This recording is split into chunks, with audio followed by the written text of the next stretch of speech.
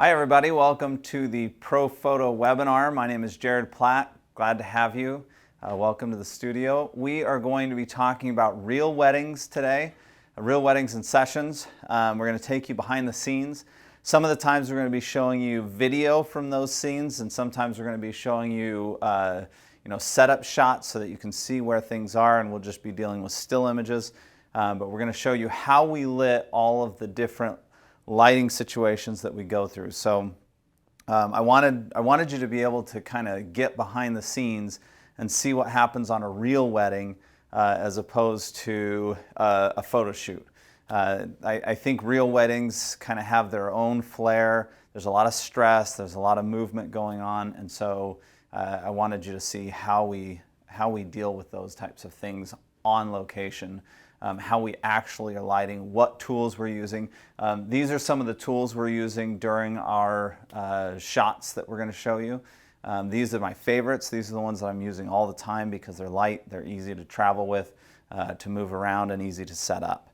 So that's what we're going to do. If you would like to join in on the conversation and ask questions, and this would be a really great webinar for questions, please, down at on the right-hand side of your screen there, you'll see a chat window, and you can certainly ask questions.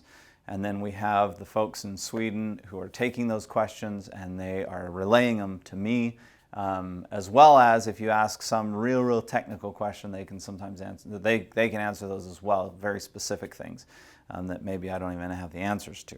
So please chat, ask questions, and we will answer them as much as we can and as quickly as we can. All right, so we're on real weddings, and the first shot that I have to show you is on the computer now, so if we can go to that. This is a shot that was during the portrait session at a wedding, so we were just starting to set up the portrait lighting, and we hadn't actually set up any of the lights yet. So this is a perfectly lit shot from just the ambient light. But the important thing is that I could have made it even better, but I would have missed the shot. And so as we start this discussion, the most important thing that I can mention is that the moment is far more important than the actual light when it comes to a wedding. And so if you're in a position where you can get a moment, don't fuss with the light, get the moment. When you have the time to get the light, that's when you get the light. So it's just important that we all understand that moments are very important to wedding photographers. And so it's nice to be able to get light very quickly, but in some instances, your light's not ready, just wait and get the shot. And so that was really important. Okay, we're going to first go into a video, and we're going to show you a video of some portraits that we did on the Grand Canyon, and you'll just get a sense of where we are and what we're doing, and then we'll discuss some of those. So let's roll the video first, give you a sense of where we are in space and how we deal with the client and work with the client. So let's go. All right, first shot. It's going to be right here on this platform, and we're looking out that way, okay? Let's put that right here, and then bring it down a little bit. It's probably a little too high. Okay, this is a real wide shot of the whole scene, and so I want you guys to, can you hold her like this? Put your arm around her waist. Put it under her other arm though. Okay, now when I tell you 3, 2, 1, you're gonna look at me. 3, 2, 1, now. That's it. That's what I want right there. Absolutely beautiful. Let's see. All right, so I just want to get a portrait of Eva. Okay, here we go. And Alex, hop off. 3, 2, 1, here we go. Love it. Don't go too far, Alex. Okay, all right, your turn. All right, you're going to be right here. There you go. And I want you to just put hands in the pockets, just like that. All right, Eric, I need you right here. Perfect. Yeah, just like that. Okay, here we go. That's perfect.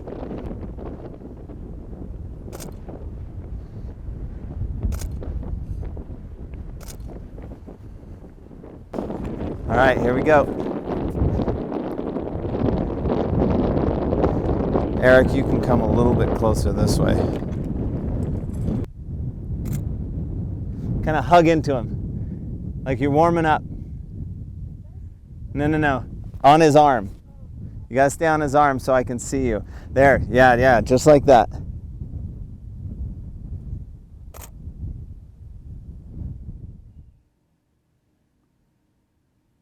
Okay, so you could hear that that wind in there. And so Eric had to hold on. So he was using this softbox right here. This is kind of a medium-sized softbox, 2x3. He's holding that because the wind will just totally take that off the canyon wall. That wind was decently strong, so we had to make sure that we had sandbags on all of our equipment. But the important thing on those, and we're going to kind of cycle through those shots now so I can describe what was going on. That first shot is we're lighting with multiple lights here.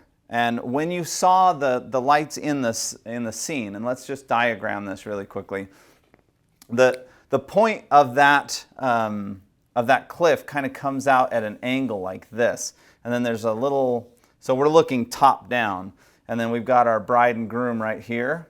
They're doing this kind of a thing here, and they're looking towards each other. So I'm here with the camera right here. And then I've got a softbox here, and then I've got a light over here and a light over here. So it's hard. I would like to have a light here, and there's no sun. I would love to have a light coming this way to give them a little bit of a rim light, but I don't have that option. So what I'm attempting to do is I'm attempting to put a light here as far around them as possible to try and get a little side lighting, a little cross lighting here, and kind of separate them out a little bit. And then this actually comes out a little bit more like this. And I'm trying to get a light as far out over here as I can to come around them this way and just kind of rim light there. And then the softbox is what's giving them the main light, kind of filling in their faces and things like that. So that's the concept behind what we're doing. But then when we move to another shot, like for instance the shot of Eva there on that outcropping of rocks there, what we are doing is we're changing the lighting situation, because at this point now I'm over here, right here. I'm shooting from here, and I'm shooting over this way. Eva's over here, looking off this way. And so at that point now I have the ability to put a light over here and give her a little bit more of a cross light, and then fill her in just a little bit with the softbox here. You did notice, though, as this softbox has kind of remained over here on this side of them for the moment, because they were always out here. But as soon as we put, I'm going to go to red now so that we can actually see my marks.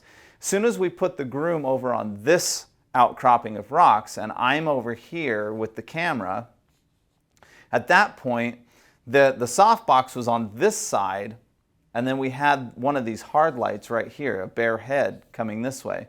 And that wouldn't have worked, because then we would have had the harsh light coming forward lighting him, and we would have had the cross light or the side light. That would have been a nice soft softbox. So that wouldn't have been a smart decision. So what we did is when I said, Eric, I need you over here, Eric brings over here and lights him here with the softbox, and then we take the hard light and put it over here so that it gives him a little bit of a rim light. So if you look at his shot now, you can see, and he's wearing kind of a shimmery white suit, and so when you use a lot of light like this, it creates some really beautiful shimmering nature to his coat and his, I mean, it just shimmers. But very, very interesting, cool style. So, but you can see right here on his head, you can see that cross light happening right there. That light is coming from that hard light that's over here, kind of behind him. And then you have a softbox, which is giving him that soft light here. Without it, he would be fairly dark. Because look at this. This whole scene is a really fairly dark scene. In fact, we have no real sun going on here, so it's a nice soft situation. And we're trying to create that direction of light. I'm trying to make it look like there's some kind of sun coming through these clouds. But really, the only sun that you've got is over here on the left-hand side, just barely creeping through those clouds. So that's why we bring the hard light over here to kind of mimic what that sun might be doing if it was coming through those clouds. Okay, so let's go on to another shot here. This time we're going to, it's another shot on the canyon. Why don't you go to the computer and let me show you, it's the same kind of situation, kind of a darker situation, different group, different bride and groom. And I'm going to show you some shots and show you where the photos are. For instance, in this case, they're still on this outcropping of rocks. So go back to this diagram here. They are sitting right here on this, or standing on this outcropping of rocks, and I'm shooting back towards them. So when I am there, what I'm doing is I've got another, in this case, I've got a hard light here, and then I've got another hard light. Now this was, it was a very windy day here, very windy. And so instead of a softbox, we have all hard light. So the softbox, when you're using a softbox, you've got a very large light source. And so that large light source is kind of coming from all sorts of different directions. It's coming from over here, it's coming from over here, and infinitely in between. And that allows for all the shadows to be soft. Even if it gets a little bit of a nose shadow coming across here, it's a soft, it kind of falls off because you've got an infinite number of points of light hitting it and filling in its own shadow. However, with a hard light like this, if you literally just take an entire, just a hard light like this, it's bigger than a speed light, but it's still kind of a small bulb, and so it's going to create a much harsher light source. But sometimes when you can't put something like this on a cliff edge because the wind is too windy, then I can't let this blow off the edge. At that point, just some sandbags and a hard light like this, just a bare head, will do the trick. And so I wanted to show you the two different options. So in the first, we were using a softbox. It gave us a really nice soft look. But look at the difference then when you come into the same general situation, but with two bare heads. If you look at that, it's a little bit more, there's a little bit more highlights there. You can see a little bit more specular highlights in his face and his cheek, a little bit more, shine and things like that. But in the end, it's still a very beautiful shot, but it's a little bit more punchy. It's just a harder light source. But we're doing the same thing with it. So let me show you this. So there they are on that outcropping of rock, and here I am, and then this light is the fill. This is what would have the softbox on it.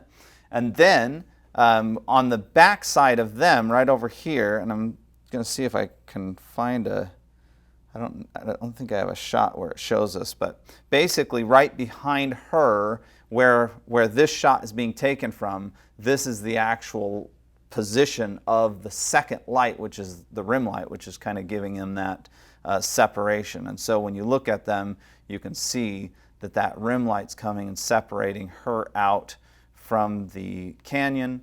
It's also giving her a nice crest of light here on her hair. It's giving him a crest of light here. But then that catch light in their eyes is coming from that bare head that's kind of off to my right. All right. So we also did a couple other shots. So in this case, we were able to, because we turned around. So now let me sketch this one out for you here. So we're on, now I'm over here, right where this light is. So this is now my position over here. Here's the camera position. I've got them on this set of rocks here, and then that light is now over here on this set of rocks, which allows me to actually give them a nice light from behind. So now I've just reversed the positions. I've got a light over here, and I've got a light over here. This light is coming from behind, this light is coming forward. Both bear heads, but I would prefer to always get that light as much behind them as possible. And so this is the shot that you get as a result of that. And I love the way the light, see how the light creeps in and it rim lights her nose. It even sneaks past her nose and hits her cheek just a little bit. All of that is due to that backlight. So that backlight does a really good job. And then we're filling in with our other light, which is just off to the right here, right of the camera, and it's coming in and just filling them in where we need some light. So that's another setup. I always want my light to be as far behind them as possible. And sometimes that light can't go any further because it's a cliff, and sometimes it can't go any further because it'll be in the shot, and maybe you don't want it in the shot. Here's another example of the same concept. We've got the light coming from behind them and one coming to the front. Now, this is kind of an important point, though, to be made. Let me go to another. Okay, so here's the situation that I had in working with the portrait. So I'm taking portraits of them, but I'm doing all of this so far has been in TTL. And usually in TTL, and it changes and varies, but usually my setup for TTL, the backlight, whatever the backlight is, that's going to be plus 1 to 2 stops over the main light. So the main light, whatever, if it's a softbox or if it doesn't matter what it is, but the main light is going to be either equal, so normal. For TTL, it's going to always be at 0, and then you can plus or minus it. So it's always going to be the normal light. Sometimes, depending on what's fooling the TTL metering, it might be a stop, a third or a 2/3 a stop over or under normal. But then the backlight's always going to be 1 to 2 stops more than the main light. So we always want our rear light to be stronger than our main light. So in this circumstance here, then I've got 2 bare heads set up on either side of them. One is the rim light and one is the fill light in the front. But look what happens then when we stop doing portraits and they're just doing other things. The fact that I'm in TTL and they're moving around, the lights are still engaged. And because they're on TTL, even if they're moving away from the camera, and so they've moved away from the camera, they've kind of gone up a little ways, and because the lights are still in their direction, it gets a proper exposure, and it still gives me that beautiful rim light. It still gives me all of the same characteristics of the light, even if they've changed positions quite a bit. This can be really useful when people are moving around. If someone's walking towards you, if someone's, like for instance, if you're on a photo shoot and you're asking someone to come towards you, follow you, but you don't have an assistant with you to move the light, you can just set the light here and then let them come towards you, and the TTL is going to constantly lower that light until they get right next to it. And then maybe it'll blow them out because it's too strong or whatever. But as you come closer, it's lowering the power of the light because it's reflecting off of them, and they're the main source, they're the main reflection. So that's very useful. In fact, next month we're going to actually be on location with some model shoots that we did in Spain, and you'll see those kind of things happening, whereas people are walking and moving, and the TTL will capture that. Here's another circumstance where the TTL helps a lot. So in this case, we're getting ready, and I'm able to simply put the flashes out in the corner of the room, and that flash is literally filling up the room with light. But because we're on TTL, if I happen to be focusing on someone further away in the room, I'm able to get really beautiful light off of that. Okay? So the TTL is very useful. Not just for portrait situations, but in moving around and capturing light in different locations. We're going to go to some questions now and see if we have any here. Do you always light on location, or do you shoot ambient only at times? Absolutely, I shoot a lot of ambient. In fact, at the very first, I showed you that shot where the girl was laughing and she had thrown up the flowers. That's completely an ambient shot. Most of what I do is ambient.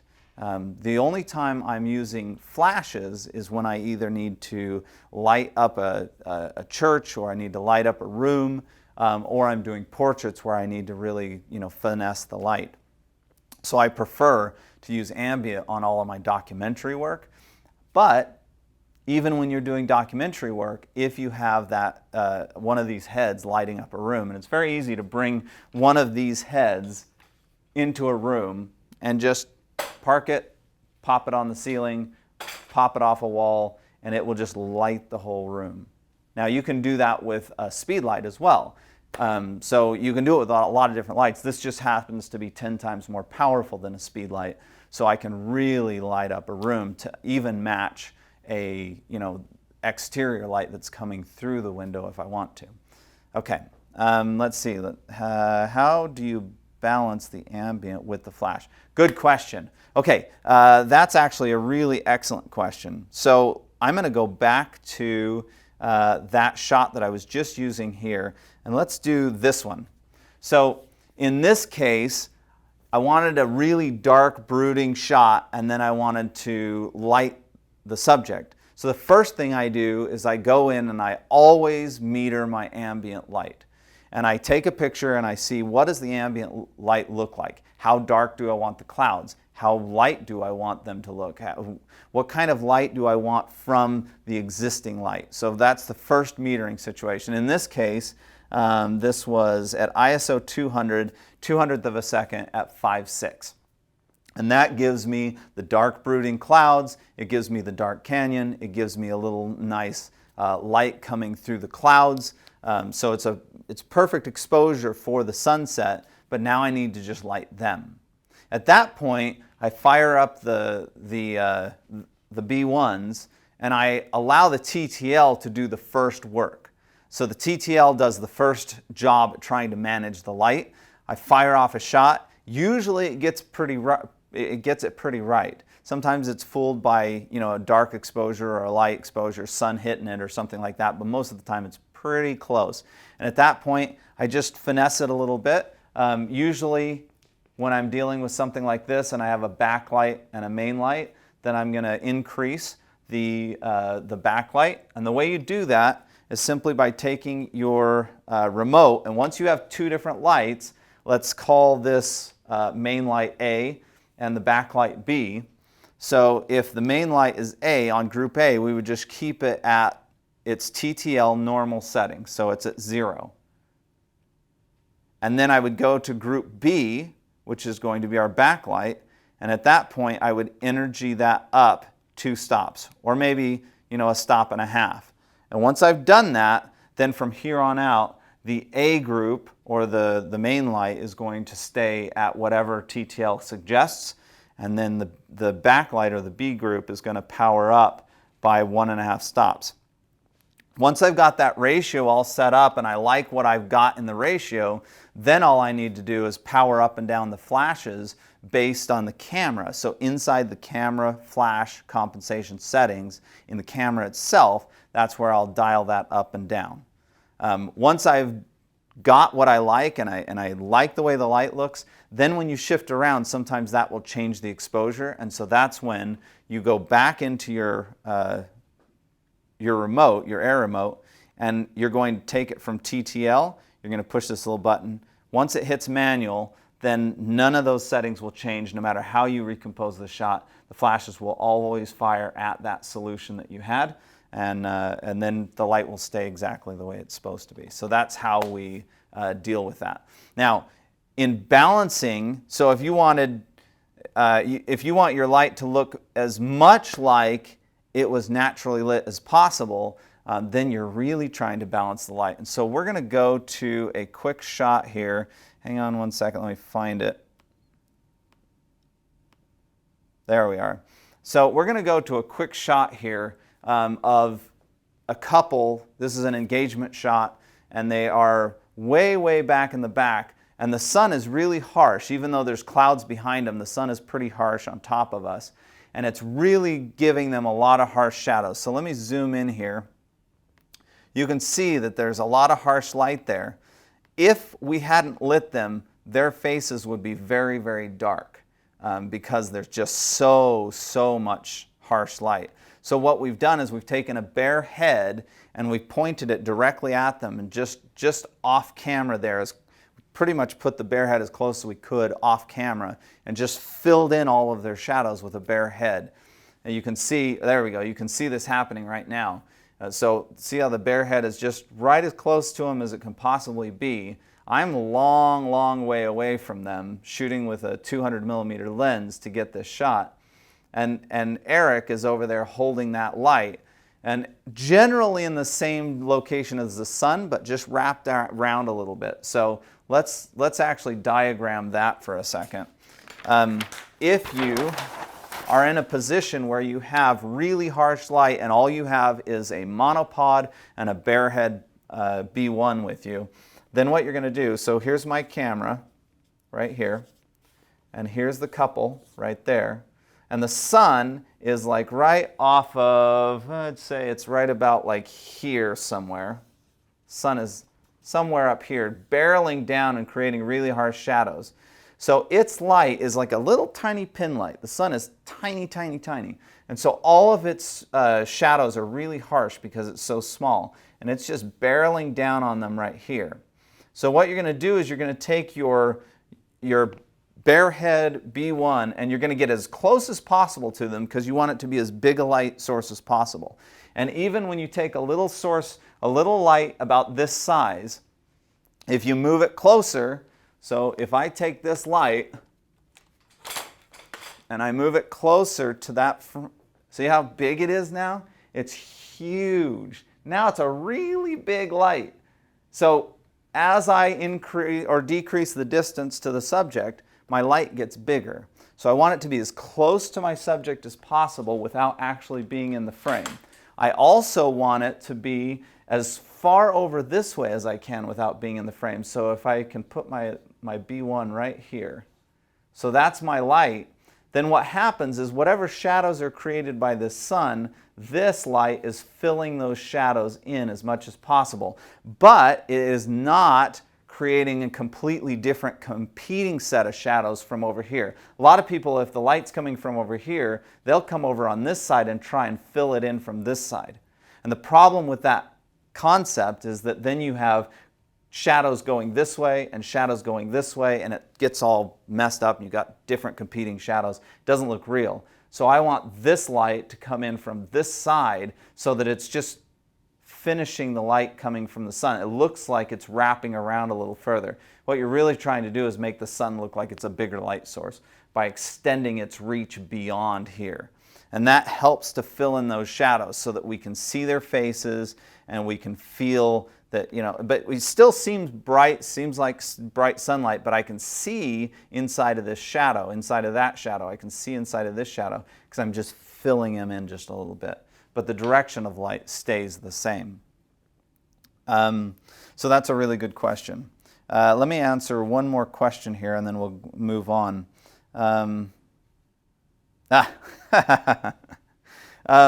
So one of the questions is about the safety of the bride.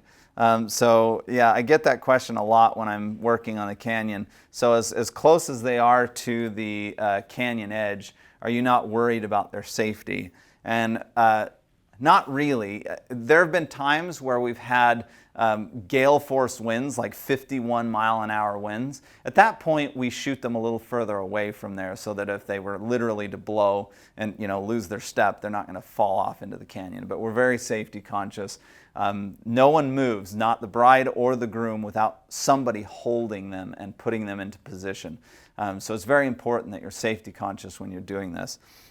So even when, you can see me there.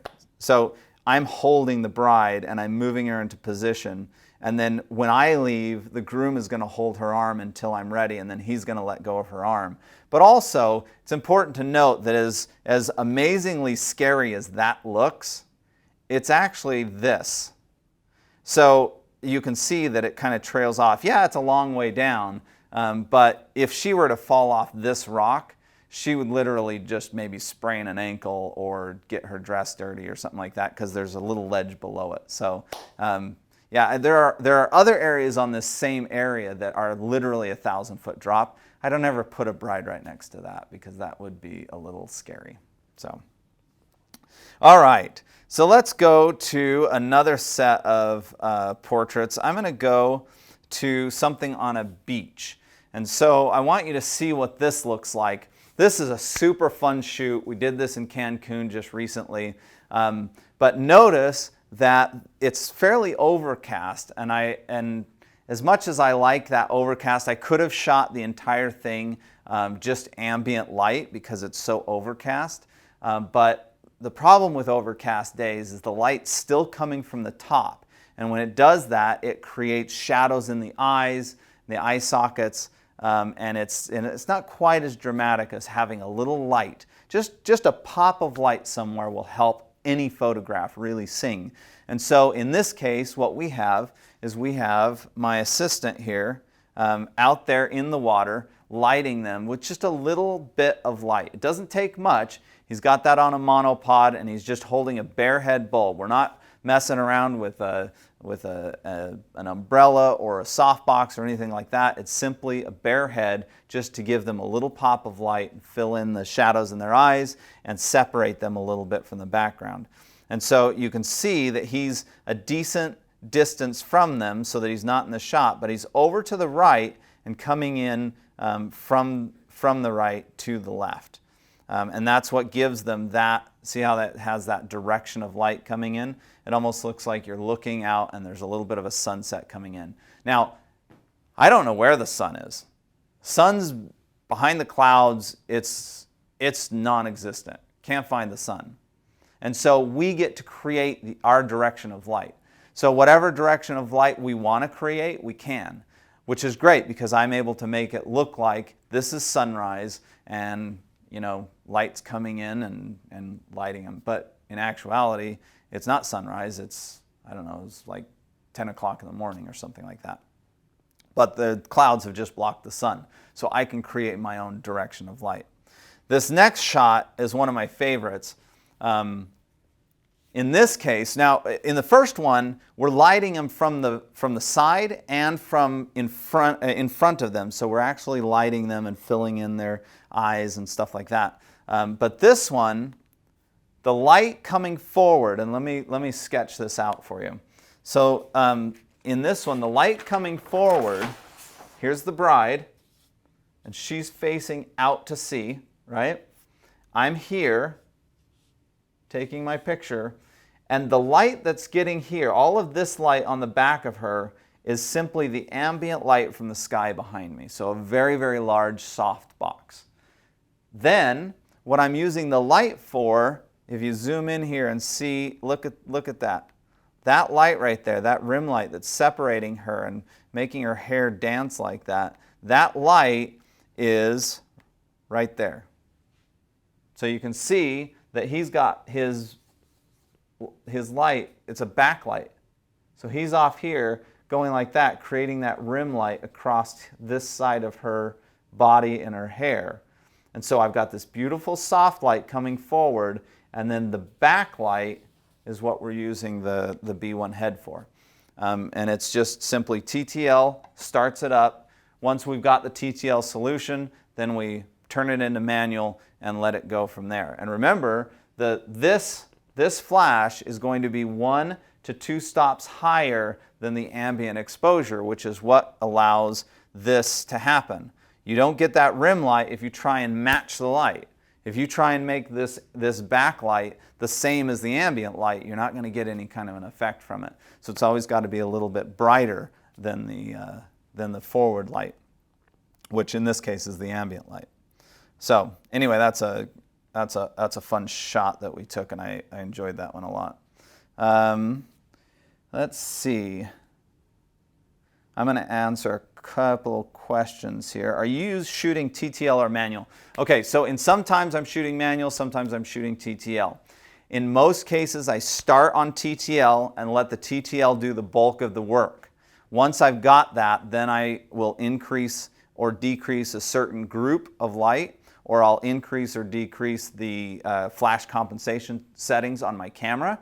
And then once I've got a good set, I like the way it looks, then I'm going to flip it to manual, and then I'll shoot. And if for some reason during the shoot, and I'm shooting manually, and I want a different light to increase or decrease, at that point, instead of going back to TTL, I'll just increase or decrease the power directly from the air remote. So in that circumstance, when you're in your air remote, especially when you're only using one flash, these A, B, and C groups don't actually matter. So these are power settings based on comparison to each other. So it's for ratio purposes, not for power settings. But that's when you're in TTL. But once you're in manual mode, then when you increase or decrease the power settings on these, you will actually be physically increasing the power setting on whatever flash you're working with. So for instance, in this case, if I were to take the energy rating on A up by 1 stop or 2 stops, all of the lights behind me, which are currently on the A group, have just increased by 2 stops from whatever they happen to be. And so that's a very easy way for me to increase the light on a particular flash when I'm in manual mode and I want to adjust something a little bit. Okay, let's go to another set of photos here. Now this one I'm particularly happy with because now I get to show you. All these other ones I've had an assistant with me. So the assistant is running around, setting up lights, moving lights, holding a light on a monopod. And in this case, I'm doing everything on my own. So this is a wedding in south of London. I flew there. I did the whole wedding all by myself. No assistance whatsoever. And so I don't have anyone to hold my lights for me. I'm setting up the lights. I'm changing the lights. I'm doing everything myself. And this is where my B1 heads really shine because they're so portable. They're so easy to put together. And I don't have to have anybody changing anything for me. I can change it directly on the fly. So in this shot, we have the bride and there's the church. And so I've first come in and I've got the shot, the ambient shot. So what I'm concerned about is the way that church looks and the way the grass looks. That's what I'm concerned about. So I get that shot and make sure that the exposure is correct, which was at ISO 200, 200th of a second at f5. Now, of course, I stated a 200th of a second because I know I'm going to do a flash. And I need that flash to be under a 200th of a second because at the current moment, I don't have the ability to do high-speed sync with a B1 head, although that's coming very soon. So in this case, let me show you where I put the flash then. Once I've got my ambient exposure, I'm going to add the flash. And there's my flash. Here's the trick. When you are on your own and you don't want to cart around a bunch of sandbags, literally, I don't have a lot. I have enough space for me to put a backpack on and carry my cameras on my hips with my spider holsters, so they're just kind of hanging off my hips. And then I've got a light. And if I were to put it on just a normal stand, if there was a slight breeze and I've got this umbrella on there, it's going to blow it over. And I don't want to carry around a 20 or 40 pound sandbag with me because I don't have an assistant to do that. My rule of thumb is only make my assistants carry sandbags. I don't want to carry sandbags. And so I am going to use a tripod instead. So you can see that I've got a nice Bogan tripod. It's nice widespread there. And then I've got the center post thrown up as high as it can go, and that puts them just over their heads. And that keeps the wind a slight wind from blowing. And now gale force winds are going to blow this thing over anyway. But in that case, I would just go bare head and then it would be fine. But using a tripod for your light is fantastic. Plus, later on, if I need to use a tripod, I've got it with me. So it's two things in one. Plus, I can't fit any of my stands in my normal travel bag, and so my tripod becomes like that small and can fit into my clothing bag. So that's the reason that I'm using a tripod. So you can see that I've got enough ambient light on this shot and on this shot that the front of the bride, or in this case the back of the bride, or in this case the bride and groom, that the ambient is taking care of them, generally speaking. And so what I want to do, and we're in England, so it's overcast and it's pretty drab lighting. So what I want to do is create a very soft direction of light. And that's why I'm using a white umbrella, because I want it to be a nice soft direction of light. I don't want it to overpower the basic ambient exposure too much, because then all of a sudden I look like I'm back in Phoenix with harsh light. So I love the soft light that's there in England. I just want to augment it a little bit. So I'm just adding just a tad bit of light. So when you look at that, then it's adding that light to them and giving them a little bit of a direction of light here. See that? And it's giving him a little bit of light, but the shadow is still forward for me. So I'm still getting a nice shadow forward. The same thing here. You can see that that light is coming in and just cresting her shoulder here, and that's great. And it's just adding a little bit of direction of light rather than a very harsh directional light. Now, we're going to move on to another shot that we shot of the bride. And interestingly enough, this tombstone that's in front of the bride is actually the groom's godfather's tombstone. So kind of an interesting church to be at with your godfather there in the cemetery. So kind of cool. Anyway, so you can see that I'm creating a nice directional light, and I'm short lighting her so the light's coming forward. And let me show you what happens here in this circumstance. I've got the light back off to the left-hand side of her, over to the left-hand side and slightly behind her, so that it's coming kind of forward on her, and that's what creates that real nice shape on her. And then the same thing when I have the two of them together. I just have to make sure that he is not blocking the light. So notice that the light's still striking her because it's coming around him. So you can't, it's lighting his back, it's lighting his arms, it's lighting her face. That's perfect. If he moved just slightly to the right, he would have blocked the light and she would have been in shadow. So you have to be careful about where they are. And then we did another shot of the two of them even closer. At this point, once you start getting a little closer and I move to the side a bit, then I end up with blocked light. And so at that point, we take the light and move it around. It used to be over here on this pathway coming this way, but now it's right close to me. It's just off to my left, and it's just filling them in with a little direction of light.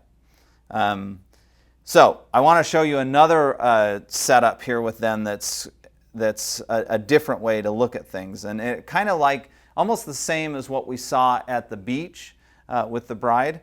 So in this case, I am using the light behind her. I only have one light with me. So I'm not putting a lot of lights up. I'm just moving one light around. And so that light, you can see it over on the right-hand side, is just lighting and giving her a bit of a rim light. And so when I take the picture, you can see how it separates her from the building. And that building is if I didn't separate her from the building is a little bit close to her skin tone. You can see that brick right there is almost the same as her skin tone. So it's nice to have a rim light there. The ambient light is soft enough that I can get that nice forward light on her, but I need something to separate her, and so that's what that rim light's doing. So that's why it's right back there. Another circumstance, and this one's a really cool one. I love this shot. So that shot is much more dramatic. We increase the power of the light just a little bit more so that it overtakes the general scene. But I'm also taking the exposure down on the general scene. So instead of lighting it normally, like I am in, say, a circumstance like this where it's almost all ambient with a little bit of flash coming in from the left-hand side, instead of that, I'm lighting it much darker. We're in the shadow of the church. I'm darkening up the shadow. And then when I light them a little bit brighter. And I'll show you where the light is. The light's right behind this tree. So I've got the light right behind the tree, and it's lighting up right here, all of that. And then I'm lighting them. And of course, this was when I first set the light, so it was pointing down, and then I point it up a little bit so that we waste a little bit of that light so it's not quite hitting the ground constantly. And then that's what we get as a result of that. So it's a matter of positioning my light to the right, and that's creating a direction of light. So many times people are constantly using their lights, the lights that they have on hand, and they think, oh, my first and primary objective with a light is to, softly light the face and get a beautiful portrait, and it's always the forward light, and that's oftentimes not the case. A lot of the times, especially in a wedding when you're running and gunning, the ambient exposure is great. And all you need to do is augment the light a little bit or create a direction of light that adds some mood to the light. And that can all be done with an assistant just running around with a monopod and a bare head, or a monopod and a beauty dish. Those things can be accomplished very easily. All right, we're going to go to another video really quickly. And what we're going to show you is some night shots in a forest that we did. So let's roll those. Let's roll the first video on that night shot, and let's let you see that. So you're just gonna step and go like that, and kind of look behind you. So you turn your shoulder, but you got to hold both your hands like you're like Little Red Riding Hood walking through the forest. Okay. All right. Yeah. All right. Ready? 3, 2, 1, go. Actually, look up a little bit. There you go. Yeah, just like that, and a little bit to your right. Almost like you're looking at the moon. There you go. Yeah, just like that. That's beautiful. Pull it that way a little bit. There you go. And tilt it down a little bit even more. There you go. Okay. You can see I'm using the modeling light so that I can get focus on them. Here we go. It's too dark. All right. Then we turn Look it where off. you're supposed to look. 3, 2, 1. Okay. Beautiful. Now in that shot, that shot is really important. Look at that shot on the screen really quickly. And you can see that I'm using the softbox over to the right-hand side and up above them, so the light's coming down on them and creating that really nice soft light. But in the background, I'm using a backlight because we have to separate them from the trees. It's way too dark back there. And so I'm going to separate them from the trees. Their hair needs to be separated. If you zoom in here, you can see that that's helping to separate out their hair, helps to separate out her hands, things like that. But it's also doing something else. When you're in a position where you have to have a backlight to separate someone, and you can use the light itself as a design element, go for it. So in this case, I'm trying to make it look like the sun is coming through the trees in the sunset, and it's kind of hitting them, so it feels a little bit like the sunset. There are other, let me go to another one where we did this. Hold on. Where is it?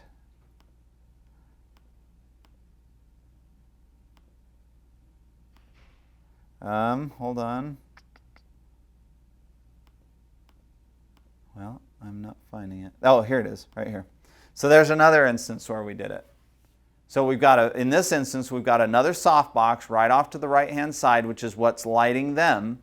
And then that sun, or that big light form coming right over the horizon, is a B1 head. And it looks like it's, the setting sun or whatever, but it's the light. And so it allows us to rim light them, and it allows us to create some really interesting background element. And I love the way it fans out like that. I love the rays that come from it. And so that, I think, is a beautiful shot, and it wouldn't have been as good had we not put the image or the B1 head in it. Look at this one. So this one's good, and it's got the same rim light coming in and separating them from the background, and it's got the same softbox lighting them up. I like it, but it's nowhere near as cool and dramatic as that is, because we've included the actual light in the photograph. And so that's what we were doing here as well in our night forest shot with this photograph here. And let me show you one more night shot that we did, and that's this one. I love this shot here. This one is done with a beauty dish. So the beauty dish is what's lighting her, and it's lighting her from up top coming down, because we wanted it to look and feel a little bit like the moon as she was walking through the forest. Now in this case, we didn't use two lights. We were just running around with one light, and we were like, oh, come over here and let's take a shot. And so we did that with just one light, which works fine, but I would have preferred to have another rim light back behind her, separating her hair from the background. But I like it as it is. I think it's a beautiful shot. Let's see if we have a couple. Oh, we do. Do you ever use a light meter? Hardly ever. I have a light meter. It's in my bag. I've used it on occasion, but after a while you get used to what your power settings are going to be in any given situation. So you know, like I already know when I walk into a situation, this is going to be ISO 400 at 5.6 at about 200th of a second. And so I kind of know that. Take a shot, I'm correct on that. And then I say, I think that my flash power is going to be about X. Or with the TTL, I don't even have to think about it. And I'll just turn it on fire, and then I know what I've got. Now, the important thing to recognize, though, is that when I look at the photograph, I'm not judging the photograph by the LCD screen. I'm judging the photograph by the histogram. So I always have my RGB histogram on the back of my screen showing, so that I can judge the photograph by the histogram. The histogram tells me accurately what I have in the shot and if it's too dark or too light. The LCD screen is all over the place. You never really know if it's too bright or too dark if you just look at the LCD screen. It's totally can fool you because it has like 10 different brightness levels, and you could be a brightness level that's totally faking you out. So always look at the histogram to judge whether or not you have the brighter, or whether it's brighter or darker. So that's really important. Here's an interesting set of challenging night shots. So when you have a wedding at the Grand Canyon, if you happen to stay at the canyon edge when you're doing your dinner and your toasts and whatever, there's no light. It's dark, and there's no street lights, and there's no light whatsoever. And so for us, what we did is we actually lit up their reception with B1 heads. So we had B1 heads all over the place, and those became the lights they were so grateful to have these lights shining because they could see to eat, because no one ever thinks, oh, I need to have some lights up there. And so we had the modeling lights lighting things up. In fact, these shots, this shot here and this next shot here, both of those were actually shot with the modeling lights. So I have my air remote on my camera just waiting to be used, and I just simply went into my group and I turned on the modeling lights. So I have all my modeling lights on, and I shoot with the modeling lights, and then I can turn them off when I want to. So I can turn them on and off. And in this case, I could turn off the A group and leave the B group on so that they had some light, but I didn't have my A ones on. So I can change, the groups as which one modeling light's going to be on, which one's going to be firing. All those types of things are possible with just my remote. So that's how we lit it up. Now let me show you how we lit the cake. So here's how we lit the cake. You can see that Eric is in the kind of the foreground. He's got a beauty dish, and he's lifting it up, and he's coming down on them with that general light source. So it feels like the light's coming from the sun, or it's coming from the moon, or it's coming from a roof, or whatever. And then on my tripod again, over in the back, I have a bare head coming in and separating them out from the background. So that's the lighting condition for the cake that we're shooting. And then if you look at the shots that we get from it, oh, here, this one's even better. She wants that cake. She is sold on that cake. She's just, I gotta have that cake. But it's beautiful light. Look at that rim light that's coming across her hair. It's lighting up the cake. And then Eric's light is coming in and giving her that nice soft light on the right-hand side of her face. It's giving her the cake a nice light. It's perfect lighting, even though we're in absolute pitch black. There was no way to see. In fact, we turned the modeling lights on so that we can actually focus. So you can do a lot of great lighting in challenging conditions. Here's one last one, and that is They were having dinner on a rooftop. There were no lights up there. It was all candlelight. So what we did is we set a softbox over to the left-hand side of their table, and we put a bear head right behind, off to the right-hand side of the frame, so that it separates them from the background. And that's our lighting condition for that. So they were actually very disappointed when we left, because we pulled out our lights, and so they lost all their ambient lighting, and all they had was the candlelight.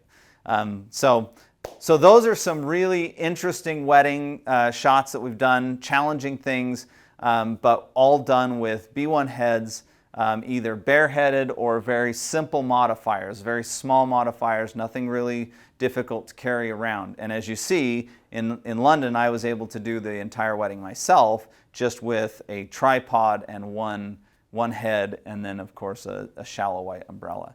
So those are the kind of things that I'm doing when I'm on a wedding.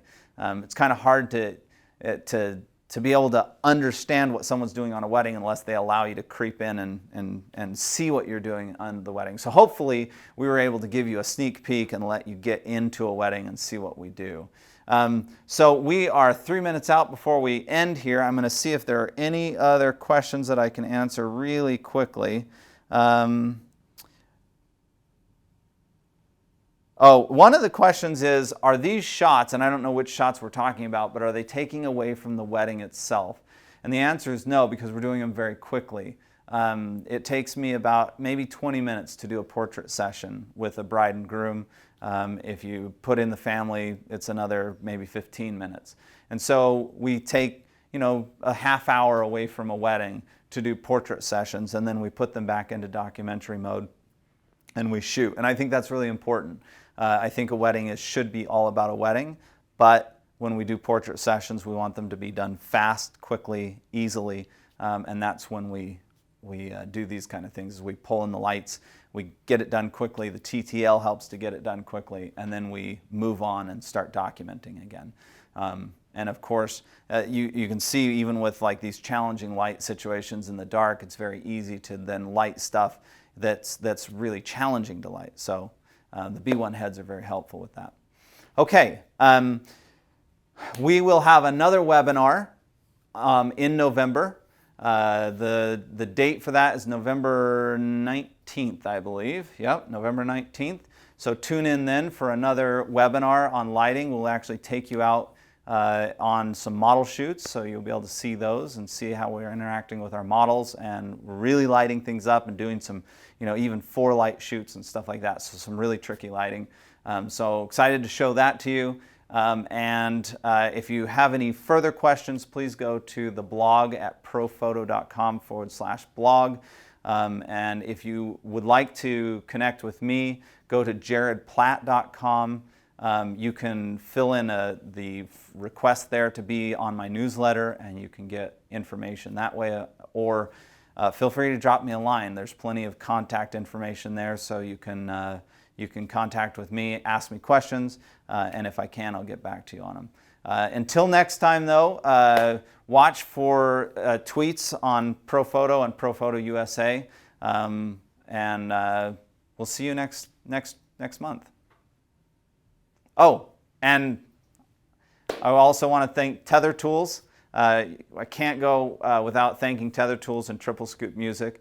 Triple Scoop provides all the music that's here today on the intro and the outro, and Tether Tools provides us with all the things that hold up our laptops and our cameras and all that kind of stuff. So those are critical. So thank you, Tether Tools.